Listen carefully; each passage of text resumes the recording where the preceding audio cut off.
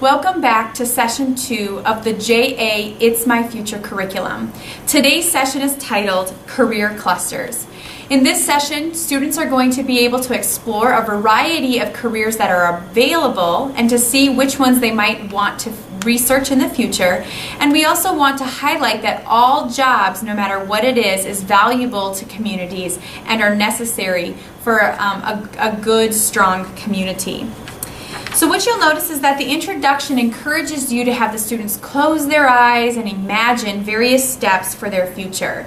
You may or may not choose to have the students actually close their eyes. Sometimes middle school students can get a little silly with that. But nonetheless, the concept of getting them to think about their future is so important. And often we don't just stop to imagine what it would be like after we've graduated and are moving into our future. So you can use the bulleted points in the introduction to walk the students through that mini icebreaker. Then you'll notice there are some talking points that are going to guide a discussion regarding the importance of thinking about what you might like to do even now in middle school. For example, the more that we can think about our futures, the more we can start making plans today and can be making choices. I always tell the students, for example, if I wanted to go into the medical profession, if I wanted to be a doctor or a nurse, I would really need to be good in what subject? And they always are able to tell me science and math. And I am not personally very good in science. So if I really wanted to be in the medical industry, as a middle schooler, as a high schooler, I would have wanted to pay more attention to my science classes. I would have wanted to potentially get tutoring, maybe shadow some clinics and find other avenues to be able to do that. So the more we're thinking forward, the more we can make steps along the way to get there. The other thing that we need to know is what is available. Sometimes the students only really know what their parents do in kind of a small circle, and they don't even realize the vast opportunities that are ahead of them. And so this activity is going to allow them to explore a wide range of career opportunities. This is going to be regarding the career clusters. And so what you'll notice is that for this activity today, the students are going to ultimately need the sticky notes, the career cluster inventory sheets, as well as the career cluster charts. So the first thing you're going to want to do is to make sure that you can hang up these charts. Now, please note there are 16 of them, so you might not have enough room to hang them up throughout the classroom. If you have time and space, feel free to hang them up with a little bit of space in between each so that the students have room to move around. If you don't have time or space to actually hang up the posters, feel free to scatter them around the room on top of students' desks. That will also work well. The other thing to notice is that on the career pamphlet inventory, the 16 career clusters are written in alphabetical order, and the way that the posters are also put in your packet are in alphabetical order. So if you have the opportunity to either hang them up or distribute them in order, that will help the students more quickly find where they are on their sheet and each poster. Because what this is going to allow the students to do is they are going to walk to each poster, and when they get to the poster, they're going to read the general description of the cluster, and then they're going to examine the chart kind of in a big picture overview and choose two of the careers and job titles that they might like to further research. And then they can record those two jobs on their inventory sheet.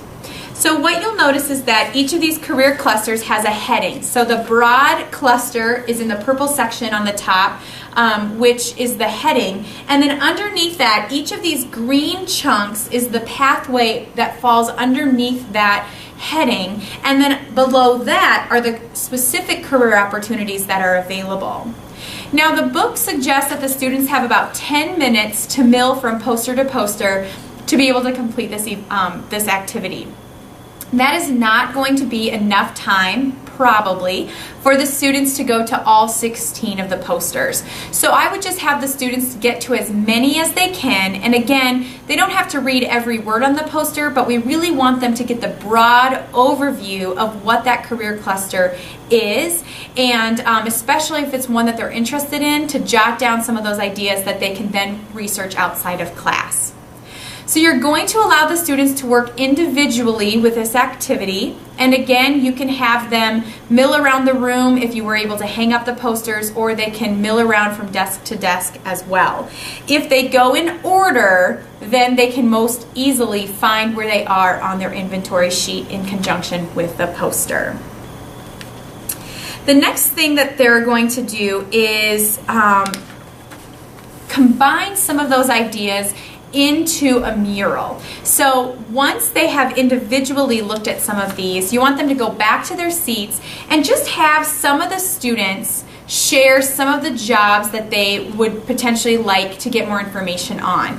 You can choose the cluster and say, hey, does anybody have something specific that you would like to share regarding this cluster? Or you can just pick and choose some of the students that found something that jumped out to them throughout the activity and just share some of those different ideas. And again, not every student will be able to go to all of the posters, so by hearing some of the ideas from some of the other students, they might be able to gain some additional feedback from this activity as well.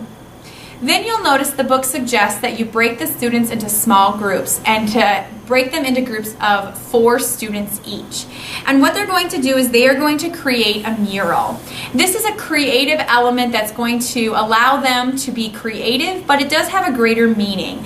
And what it is individually we have all of these different career opportunities. And we really want to highlight in this session that no matter what career on any of these posters might be, or even if it's not on one of these posters, every single career is valuable. And when they're sharing with the whole group some of the different careers that interest them, ask them, what would our community be like if we didn't have any, whatever it might be? What if we didn't have any trash collectors? What if we didn't have any plumbers? What if we didn't have any teachers? What if we didn't have any fill in the blank? And get them to think about how, even though we might not think that all of the positions are valuable, that really in order to have a well-rounded community, all positions are valuable, and what's really important is to find what is the best for me. What is the best thing for me? So we're going to take that individualistic idea and we're going to become broader and bring the students together to think bigger than themselves. And we want them to know that they need to work together to accomplish good things. In life, in all professions, we need to work well together. We need to have teamwork. And so that's what this last portion of the activities are going to allow the students to do. So break the students up into groups of 4 and then give each student one color of sticky notes. Now what the students are going to do is they are going to create a mural. And before they do that, what you want to do is you want to have them write some of those careers, some of those job titles that they were interested in on each of the sticky notes. And again, this is just going to re-emphasize some of those opportunities that are out there. Then they're going to create a mural, and there are some examples found in your guidebook of what this might look like.